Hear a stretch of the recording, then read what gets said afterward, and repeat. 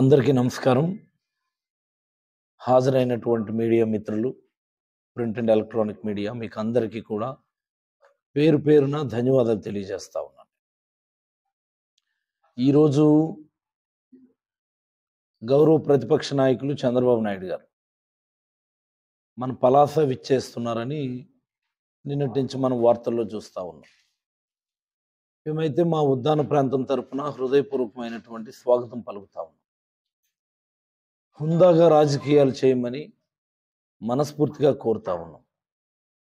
విద్వేషపూరిత రాజకీయాలకు ఆస్కారం లేకుండా హుందాగా రాజకీయాలు చేయమని మనస్ఫూర్తిగా కోరుతా ఉన్నాం. బట్ ఈ సందర్భంగా ఒక రెండు విషయాలు మీ అందరితో మాట్లాడాలని మీ ముందుకు రావటం జరిగింది. అత్యంత ప్రధానమైనటువంటిది, గతంలో చంద్రబాబు గారు ముఖ్యమంత్రిగా ఉన్నప్పుడు 2018 సంవత్సరంలో ఆయన ఒక పుస్తకం రిలీజ్ చేశాడు. ఆయన ఆంధ్రప్రదేశ్ పెర్ఫార్మెన్స్ అప్రైజల్ ఇండెక్స్ అని ఒక పుస్తకం రిలీజ్ చేశాడు. ఆయన పెర్ఫార్మెన్స్ అప్రైజల్ ఇండెక్స్ అని ఒక పుస్తకం రిలీజ్ చేసినాడు. ఆయన ఏంటి పెర్ఫార్మెన్స్ అప్రైజల్ ఇండెక్స్ అంటే, గతంలో ఉన్నటువంటి 13 జిల్లాలు, ఒక్కొక్క జిల్లా వారీగా ఒక్కొక్క రంగంలో వాటి యొక్క పెర్ఫార్మెన్స్ ఎలా ఉంది, ఏ జిల్లా ఏ స్థానంలో ఉంది అని చెప్పేటటువంటి ఒక పుస్తకం. ఇది ఎప్పుడు జరిగింది? ఇది 2018లో. అంటే అప్పటికే చంద్రబాబు గారు 14 సంవత్సరాలు ముఖ్యమంత్రిగా కంబైన్డ్ ఆంధ్రప్రదేశ్ లేదా నెసెంట్ ఆంధ్రప్రదేశ్ కలిపి ఆయన పనిచేసినారు. ఆయన చాలా ముఖ్యమైనటువంటి మాట ఇది. ఇది మనందరం కూడా గమనించాల్సినటువంటిది. ఆ పుస్తకం సంబంధించినటువంటి డీటెయిల్స్ కూడా మీకు అందరికీ వాట్సాప్లో పెడతాను. నేను ప్రతి జిల్లా ఇండస్ట్రియల్ రంగంలో ఎలా ఉంది, వ్యవసాయ రంగంలో ఎలా ఉంది, సర్వీసెస్ రంగంలో ఎలా ఉంది, టూరిజం రంగంలో ఎలా ఉంది, లేకపోతే ఇతరత్ర అన్ని అంశాలను కూడా బేరీజ్ వేస్తూ all departments, all kinds of performances ఏ జిల్లా ఎలా ఉంది అని చెప్పేటటువంటి పుస్తకం. ఆ పుస్తకంలో చాలా గమ్మత్తైనటువంటి అంశాలు మనం చూడవచ్చు. చాలా గమ్మత్తైనటువంటి అంశాలు. అన్ని రంగాల్లో కూడా 13వ స్థానము, 12వ స్థానము, అంటే చివరి నుంచి 1వ స్థానము, చివరి నుంచి 2వ స్థానానికి శ్రీకాకుళం అలాగనే విజయనగరం జిల్లాలు పోటీ పడతా ఉంటాయి. You can check it online. మీరు ఒకసారి గూగుల్ చేసి చెక్ చేసుకోవచ్చు. మీకు అందరికీ ఆ డేటా కూడా ఇస్తాను నేను. చివరి నుంచి 1వ స్థానానికి, చివరి నుంచి 2వ స్థానానికి శ్రీకాకుళం జిల్లా అలాగనే విజయనగరం జిల్లా రెండు కూడా పోటీ పడతా ఉంటాయి. అంటే ఈ 13 జిల్లాల నెసెంట్ ఆంధ్రప్రదేశ్లో చివరి స్థానాల్లో ఉన్నటువంటి జిల్లాలు ఎదురు విజయనగరం మరి శ్రీకాకుళం అన్నటువంటిది చాలా క్రిస్టల్ క్లియర్గా ఆ డేటా చూస్తే మనందరికీ కూడా అర్థమవుతుంది.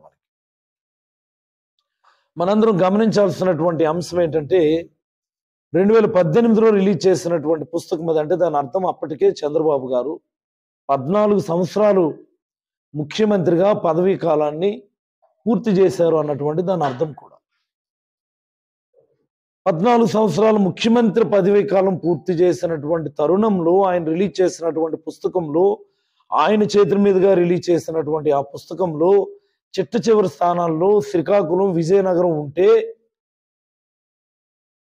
మరి చంద్రబాబు గారు ఈ 14 సంవత్సరాలు ఏం చేసినట్టు? This is my straight question. Chandrababu గారి భాషలో చెప్పాలి అంటే, this is my straight question to Chandrababu Naidu గారు.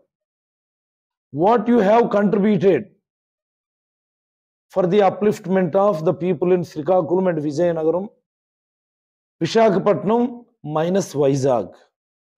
అంటే విశాఖపట్నం సిటీ రిమూవ్ చేసేస్తే రూరల్ విశాఖపట్నం ఎర్స్ట్వైల్ జిల్లా, ఈ జిల్లాలకి ముఖ్యమంత్రిగా నువ్వు చేసింది ఏంటి అని చాలా సూటిగా అడుగుతా ఉన్నాను.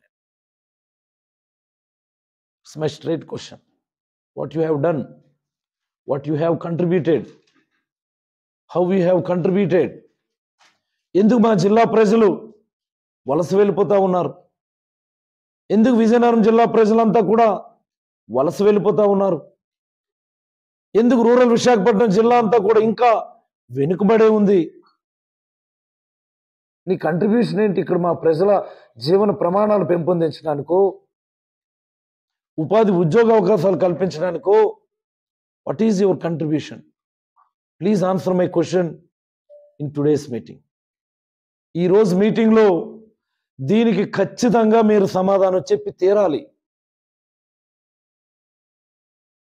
ఎందుకు ఈ మాటకు మీరు సమాధానం చెప్పి తీరాలి అంటే, ఈరోజు మా నాయకుడు శ్రీ వైఎస్ జగన్మోహన్ రెడ్డి గారు సుదీర్ఘమైనటువంటి పాదయాత్ర చేసి, నీ కొడుకులాగేదో అల్లటప్ప పాదయాత్ర కాదు, కోట్లాది మంది ప్రజలు నేరుగా కలిసినటువంటి పాదయాత్ర, కోట్లాది హృదయాలను నేరుగా టచ్ చేసినటువంటి పాదయాత్ర, ప్రతి పేదవాడు గుండె చప్పుడు నేరుగా వినగలిగేటటువంటి పాదయాత్ర చేసినప్పుడు ఉత్తరాంధ్ర ప్రజలు అన్ని రంగాల్లో వెనుకబడి ఉన్నారు, అన్ని పారామీటర్స్లో వెనుకబడి ఉన్నారు.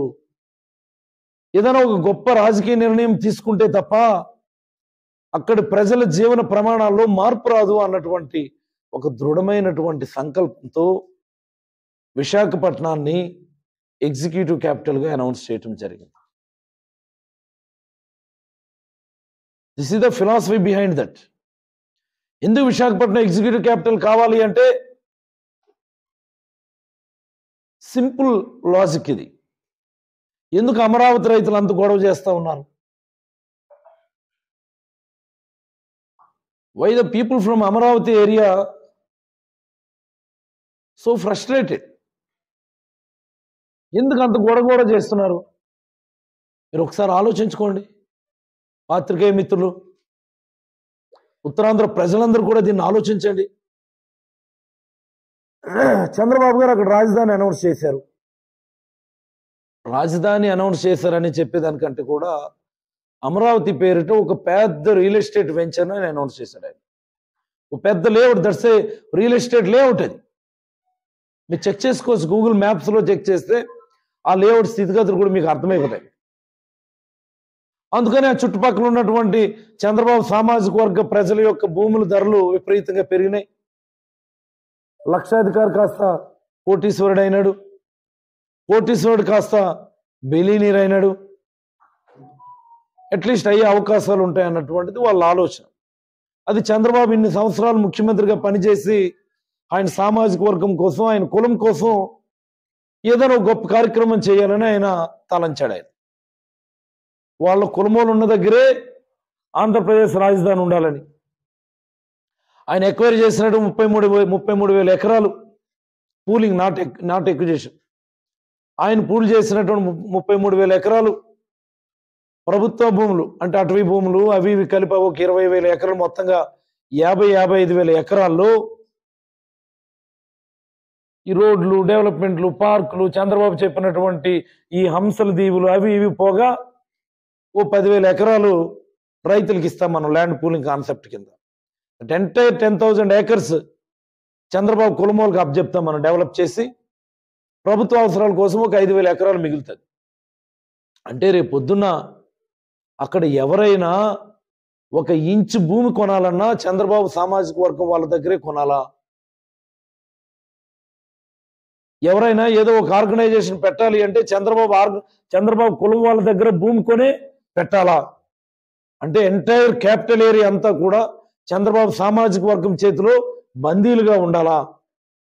చంద్రబాబు కులపోల చేతిలోనే రాజధాని మొత్తం కూడా బందీగా చిక్కుకోవాలా అన్నటువంటి ఒక చంద్రబాబు దురాలోచన.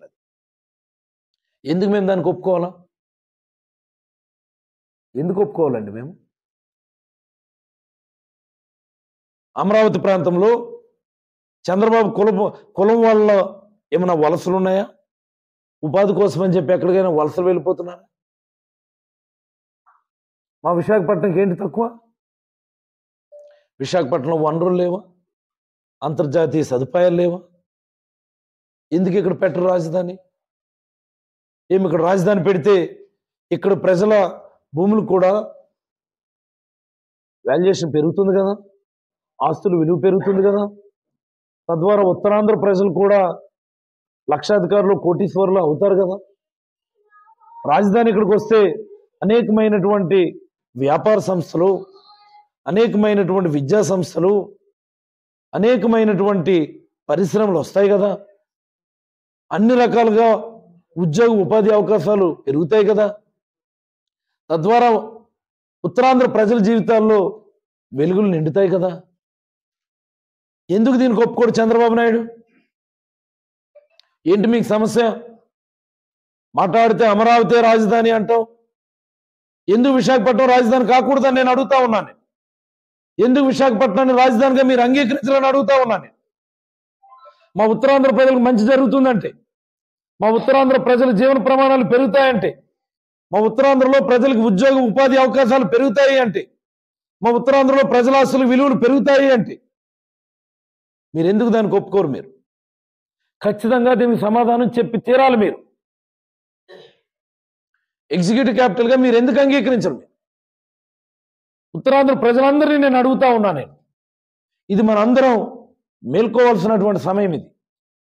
ఇది మనందరం కూడా ఆలోచించాల్సినటువంటి సమయం. ఇది ఉత్తరాంధ్రలో యువకులందరూ కూడా నడుము బిగించాల్సినటువంటి సమయం. ఇది ఉత్తరాంధ్రలో ఉన్నటువంటి ప్రతి అక్క చెల్లెమ్మ కూడా, ఉత్తరాంధ్రలో ఉన్నటువంటి ప్రతి విద్యావంతుడు కూడా, ఉత్తరాంధ్రలో ఉన్నటువంటి ప్రతి మేధావి కూడా దీన్ని తీవ్రంగా ఆలోచించాల్సినటువంటి సమయం వచ్చింది.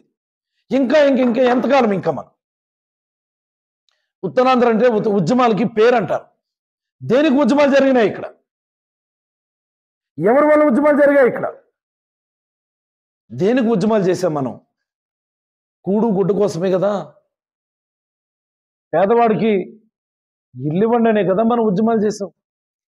పేదవాడికి పట్టెడు అన్నం పెట్టండి అనే కదా ఉద్యమం చేసాం మనం. పేదవాడికి మంచి విద్య ఇవ్వండి అని కదా మనం ఉద్యమం చేసాం. పేదవాడికి నాణ్యమైనటువంటి వైద్యం అందించండి అని కదా మనం ఉద్యమం చేసాం.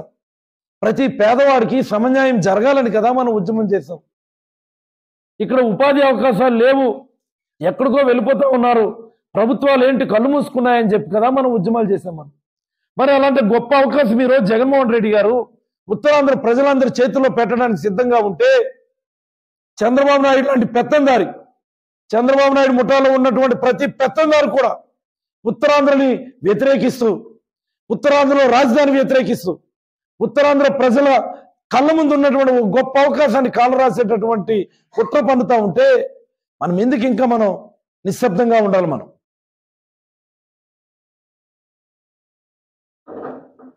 మనందరం కూడా మేల్కోవలసినటువంటి సమయం ఇది. దయచేసి ఉత్తరాంధ్ర ప్రజలందరూ కూడా దీన్ని రాజకీయాలకు అతీతంగా ఆలోచించండి. ప్రతి మేధావి కూడా దీన్ని రాజకీయాలకు అతీతంగా ఆలోచించాలి. దీన్ని రాజకీయ కోణంలోకి మార్చేస్తున్నాడు చంద్రబాబు. వైఎస్ఆర్ కాంగ్రెస్ పార్టీ నిర్ణయం ఇది, తెలుగుదేశం పార్టీ నిర్ణయం ఇది అని చెప్పి మార్చేస్తా ఉన్నాడు. ప్రజలు జనరల్గా నీది ఈ పార్టీ, నాది ఆ పార్టీ, నీది ఈ పార్టీ అన్నటువంటి పందాన్ని ఆలోచిస్తూ ఉంటారు. దయచేసి దీన్ని రాజకీయాలకు అతీతంగా ఆలోచించాలి. జగన్మోహన్ రెడ్డి గారు ముఖ్యమంత్రి అయితే, జగన్మోహన్ రెడ్డి గారిని మనందరం ముఖ్యమంత్రిని చేసుకుంటే విశాఖపట్నం ఎగ్జిక్యూటివ్ క్యాపిటల్ గా వెలుగొందుతుంది. తద్వారా ఉత్తరాంధ్రలో ఉన్నటువంటి ప్రతి పేదవాడికి కూడా మంచి జరుగుతుంది. ఇక్కడే ఉద్యోగ ఉపాధి అవకాశాలు కల్పించబడతాయి. ఏదో మేమేదో రాజధాని అనౌన్స్ చేశాం కదా అని చెప్పి చేతులు కట్టుకొని కూర్చోలేదే. చంద్రబాబు తీసుకొచ్చినటువంటి ఒక్కటంటే ఒక్క మంచి ఆర్గనైజేషన్ చెప్పమని నేను అడుగుతా ఉన్నాను. విశాఖపట్నం ఏరియాకు, ఉత్తరాంధ్ర ప్రాంతానికో చంద్రబాబు తీసుకొచ్చినటువంటి ఒక్కటంటే ఒక్క ఆర్గనైజేషన్ నేను అడుగుతా ఉన్నాను. ఈరోజు భోగాపురం పోర్టు కట్టిస్తా ఉన్నాం మనం. వాస్తవం కాదా? భోగాపురం పోర్టు కట్టించడం వల్ల ఉత్తరాంధ్ర ప్రాంతానికి మంచి జరగదా? దాని మీద కూడా బురద జల్లుతా ఉన్నారు. ఈరోజు మూలపేట పోర్టు కట్టిస్తా ఉన్నాం మనం.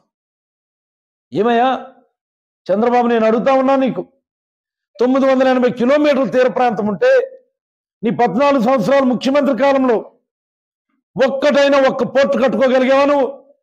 కనీసం శంకుస్థాపన చేసుకోగలిగావా నువ్వు? దేనికి నువ్వు? ఒక్కటంటే ఒక హార్బర్ కట్టించుకోగలిగావా నువ్వు?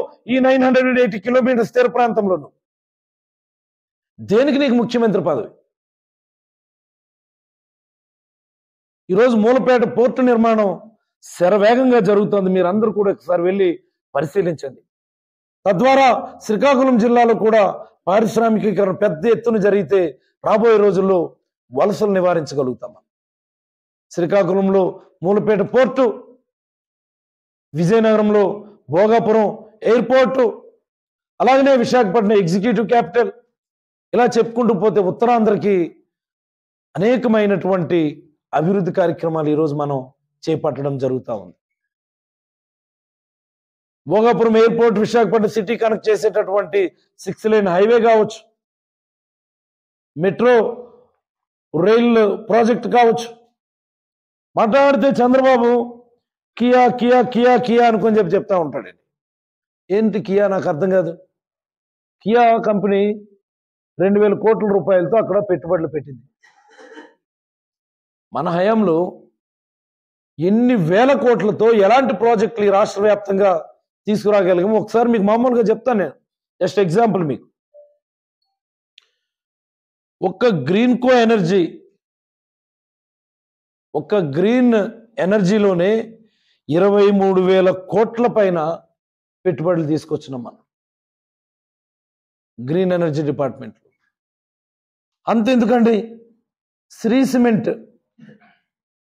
2,500 కోట్లతో పెట్టుబడులు పెట్టింది మన స్టేట్లో. 4 పోర్ట్లు కట్టిస్తా ఉన్నాం మనం. సుమారుగా ఒక పోర్ట్లే 10,000 కోట్లతో మనం పెట్టుబడులు పెట్టిస్తా ఉన్నాం మనం. భోగాపురం ఇంటర్నేషనల్ ఎయిర్పోర్ట్ 3,500 కోట్లతో మనం కట్టిస్తా ఉన్నాం దాన్ని మనం. సెంచరీ ప్లైబోర్డ్స్ సుమారుగా 1000 కోట్లది. Ramco cements, pepper motion electrical bus manufacturing industry, Havells, Daikin, Blue Star, Voltas, Kopparthi electronic park, bulk drug park, most important ఇది నక్కపల్లి దగ్గర 2,000 కోట్లతో బల్క్ డ్రగ్ పార్క్ నక్కపల్లి దగ్గర. ఇనీషియల్ గా కాకినాడ జిల్లాలో అనుకున్నాం, ఇప్పుడు అది బల్క్ డ్రగ్ పార్క్ నక్కపల్లి దగ్గరకు మార్చినాం మనం. అదాని డేటా సెంటర్ వాళ్ళు గ్రౌండ్ చేసుకోగలిగారా? లేదు కదా, మనమే కదా గ్రౌండ్ చేస్తా ఉన్నాం. Yokohama tyres, ITC, Shirdi Sai solar పెట్టుబడులు, రిలయన్స్ వాళ్ళు, జిందాల్ వాళ్ళు, ఇలా చెప్పుకుంటూ పోతే జగన్మోహన్ రెడ్డి గారి హయాంలో పారిశ్రామికీకరణకు సంబంధించినటువంటి అనేకమైనటువంటి ఇండస్ట్రీస్. ఒక్కటి చెప్పమనండి చంద్రబాబుకి. చంద్రబాబు, ఆయన కొడుకు, వాళ్ళ ఆవిడ అందరు కలిపి వెళ్ళి కియా మోటార్స్ ముందు సెల్ఫీలు దిగుతారు. రా, మేము కట్టిస్తా ఉన్నటువంటి మూలపేట పోర్టు ముందు సెల్ఫీ దిగేళ్ళి చంద్రబాబు ఎలాగ వస్తున్నావు కదా ఈరోజు. మేము కట్టిస్తున్నటువంటి భోగాపురం ఎయిర్పోర్ట్ ముందు వెళ్ళి సెల్ఫీ దిగేళ్ళు. ఖచ్చితంగా చంద్రబాబు విశాఖపట్నం రాజధానికి అనుకూలమా వ్యతిరేకం అనేది తేల్చి చెప్పాల్సినటువంటి సందర్భం ఇది. ఉత్తరాంధ్ర ప్రజలందరూ కూడా రాజకీయాలకు అతీతంగా తేల్చుకోవాల్సినటువంటి సందర్భం ఇది. ఉత్తరాంధ్ర ప్రజలందరూ కూడా రాజకీయాలకు అతీతంగా సమిష్టిగా సమైక్యంగా నిలబడి జగన్మోహన్ రెడ్డి గారు లాంటి వ్యక్తిని ముఖ్యమంత్రిని చేసుకోవాల్సినటువంటి సందర్భం ఇది. అన్లెస్ అదర్వైజ్ ఇలాంటి ఒక గొప్ప రాజకీయ నిర్ణయం తీసుకుంటే తప్ప. ఏమండి, ఎప్పుడో 1956లో విశాఖపట్నాన్ని రాజధానిగా రాష్ట్ర అసెంబ్లీలో అనౌన్స్ చేయలేదా? Is it right or not? విశాఖపట్నాన్ని రాష్ట్ర రాజధానిగా డిక్లేర్ చేయలేదా అసెంబ్లీలో? అప్పుడు ఉన్నటువంటి ఇలాంటి పెత్తందారులే ఆ నిర్ణయాన్ని కూడా తుంగలో తొక్కి ఎక్కడికో రాజధానిని మార్చారు. ఆ రోజు విశాఖపట్నం ఎప్పుడో రాజధానిగా వెలుగొందాల. ఈ రోజు అలాంటి గొప్ప అవకాశం మన అందరికీ వచ్చింది. ప్రతి మేధావికి నేను చేతులెత్తి మొక్కుతా ఉన్నాను. ప్రతి విద్యావంతుడికి చేతులు మొక్కి అడుగుతా ఉన్నాను. ప్రతి యువకుడిని నేను చేతులు మొక్కి నేను అడుగుతా ఉన్నాను. మనందరూ కూడా రాజకీయాలకు అతీతంగా ఆలోచించాల్సినటువంటి సందర్భం. విశాఖపట్నం రాజధాని అయితే మన అందరి జీవితాలు బాగుపడతాయి. ప్రతిరోజు మనం వార్తలు చూస్తూ ఉన్నాం. సిక్కోలు యువకుడు దుబాయ్లో చనిపోయాడని, విజయనగరం యువకుడు సింగపూర్లో మరణించాడని, అనకాపల్లి నుండి ఎక్కడో ఖతార్ వెళ్ళి అక్కడ జీవనం సాగిస్తూ ఉన్నాడని. ఇంకెంతకాలం వలసల మీద ఆధారపడతాము? ఇంకెంతకాలం ఎవరి కింద బానిసత్వం చేస్తాం? మనల్ని మనం పరిపాలించుకునేటటువంటి గొప్ప అవకాశం వచ్చింది. మన దగ్గర అవకాశాలు సృష్టించుకునేటటువంటి ఒక గొప్ప రాజకీయ అవకాశం వచ్చింది మనకి ఈరోజు. దయచేసి ప్రతి ఒక్కరు కూడా దీని గురించి ఆలోచించండి. చంద్రబాబు గారు దీనిపైన సమాధానం చెప్పి తీరాలా. లేని పక్షంలో చంద్రబాబు అనేటటువంటి వ్యక్తిని ఎన్నికల్లో చిత్తుగా ఓడిస్తే తప్ప విశాఖపట్నం మళ్ళీ రాజధానిగా మనం చేసుకోలేము. విశాఖపట్నం రాజధాని కావాలి అంటే జగన్మోహన్ రెడ్డి గారు ముఖ్యమంత్రి కావాలి. ఉత్తరాంధ్రలో పెద్ద ఎత్తున పారిశ్రామికీకరణ జరిగి ఉద్యోగ ఉపాధి అవకాశాలు కలగాలి అంటే జగన్మోహన్ రెడ్డి గారు ముఖ్యమంత్రి కావాలి.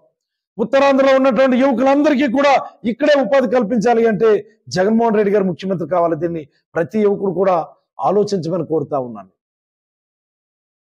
జనసేన అని చెప్పి అనేక మంది యువకులు చాలా కష్టపడి పవన్ కళ్యాణ్కి ఏదో ముఖ్యమంత్రి చేద్దామని చెప్పి వాళ్ళందరూ కూడా వాళ్ళ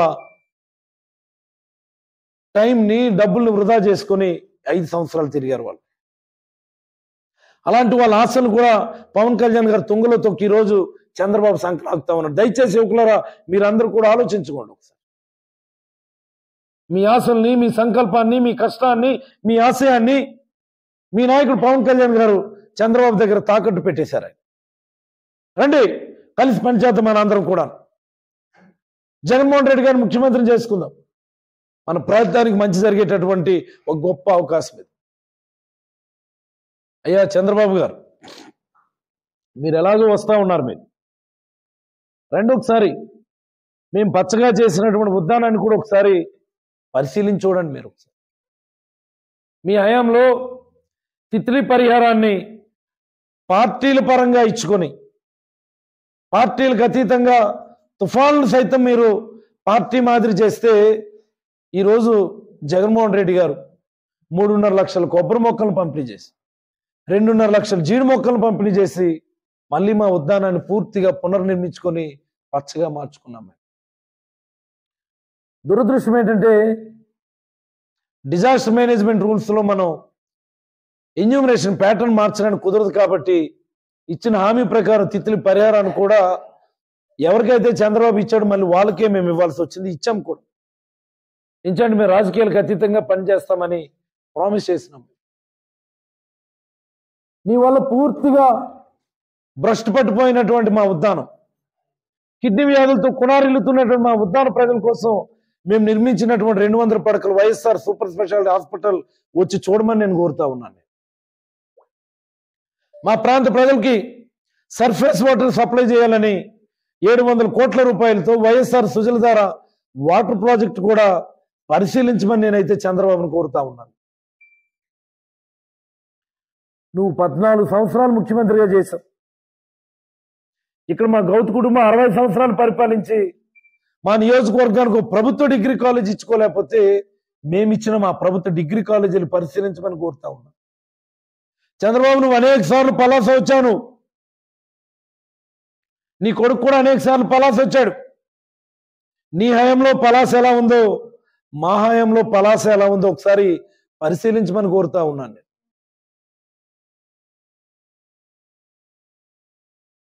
ఎలాగ ఇక్కడే 2 రోజులు ఉంటానంటున్నాను. నీకు చేతనైతే నువ్వు అభివృద్ధి చేశానని నువ్వు నమ్మితే ఆంధ్రప్రదేశ్ రాష్ట్ర అభివృద్ధి గురించి అయినా సరే, శ్రీకాకుళం జిల్లా అభివృద్ధి గురించి అయినా సరే, మా ఉద్యాన ప్రాంత అభివృద్ధి గురించి అయినా సరే చర్చించడానికి నేను సిద్ధంగా ఉన్నాను. నువ్వు పిలిస్తే ఎక్కడ పిలిస్తే అక్కడికి వస్తాను నేను. కొంతమంది పనికిమాలినోళ్ళు వచ్చి మాట్లాడతారు చంద్రబాబు గారితో చర్చించే స్థాయి నీదా అని. స్థాయి గురించి పక్కన పెడితే చంద్రబాబు గారు ఎవరినన్నా నియమించి ఇదిగో నా కొడుకు వస్తాడు, లేకపోతే మా రాష్ట్ర అధ్యక్షుడు అచ్చెన్నాయుడు వస్తాడు, లేకపోతే మా జిల్లా ఎంపీ రామ్మోహన్ నాయుడు వస్తాడన్నా నాకు అభ్యంతరం లేదు. చర్చ కార్యక్రమం పెట్టండి. మీరు ఊర్లో ఉండగానే మనం చర్చిద్దాం. ఎవరు ఈ జిల్లాకి మంచి చేశారు, ఎవరు ఈ ప్రాంతానికి మంచి చేశారు, ఎవరి రాష్ట్రానికి మంచి చేశారో మనం చర్చించుకుందాం. అభివృద్ధి అభివృద్ధి అంటావు కదా, అభివృద్ధి గురించే మాట్లాడదాం. మనం గ్రామ స్థాయిలో మేము చేసిన అభివృద్ధి ఏంటో మేము చెప్తాం. మేము ఓ నియోజకవర్గ స్థాయి అభివృద్ధి గురించి మేము చెప్తాం, మేము ఓ జిల్లా స్థాయి అభివృద్ధి గురించి మేము చెప్తాం, మేము ప్రజల జీవన ప్రమాణాలు ఎలా మెరుగుపడ్డాయి మేము చెప్తాం. మేము నీకు సాధ్యమైంది, నీకు దమ్ముందా అని అడుగుతా ఉన్నాను.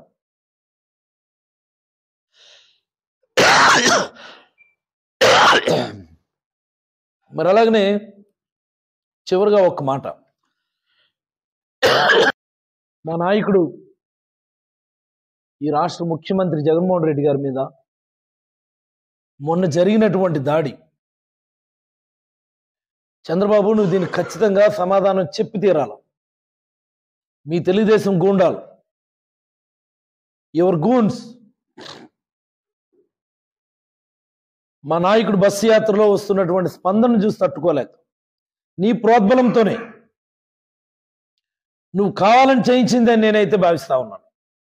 నీ ప్రోద్బలంతో దానికి 1 or 2 days ముందే నువ్వు రెచ్చగొట్టినట్టు మాట్లాడాడు, దాడులు చేస్తాము అని. ఇలాంటి దాడులకి మా నాయకుడు ఆత్మవిశ్వాసం ఏమైనా తగ్గిపోద్దా? తగ్గదు సరికదా. మరింత పట్టుదలగా పనిచేసే నాయకుడు మా నాయకుడు. ప్రజలకు మా నాయకుడి పట్ల విశ్వాసం ఉంది. నువ్వు ఇలాంటి దాడులు 1 కాదు 100 చేసినా సరే మా నాయకుడు వెంట్రుకు కూడా టచ్ చేయలేవని నేనైతే ఈ సందర్భంగా అభిప్రాయపడతా ఉన్నాను. హుందాగా చేయండి హుందాగా రాజకీయాలు చేయండి చంద్రబాబు గారు, గౌరవంగా రాజకీయాలు చేయండి చంద్రబాబు గారు.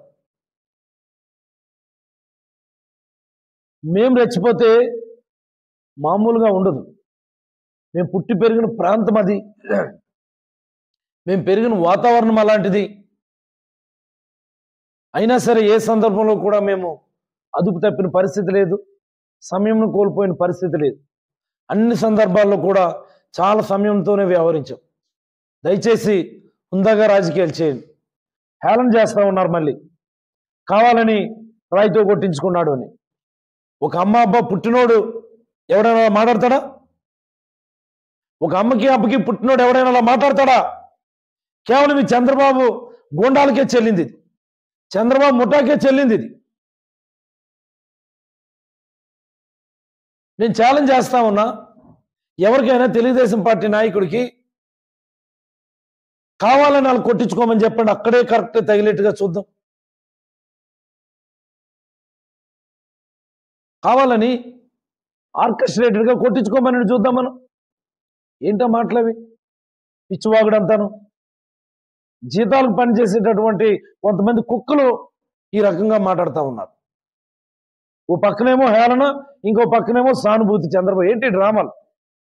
నువ్వే చేయించావు, నువ్వే కుట్ర పన్నావు, నువ్వే మా నాయకుడు ఆత్మవిశ్వాసం దెబ్బతీయడానికి ప్రయత్నం చేసావు, నువ్వే రెచ్చగొట్టావు. మళ్ళీ ఈ పనికిమాల మాటలన్నీ మాట్లాడుతూ ఉన్నాను. ఇది పద్ధతి కాదు చంద్రబాబు. హుందాగా రాజకీయాలు చేయడం అందరికీ మంచిదని ఈ సందర్భంగా నేనైతే హితవు పలుకుతూ సెలవు తీసుకుంటాను.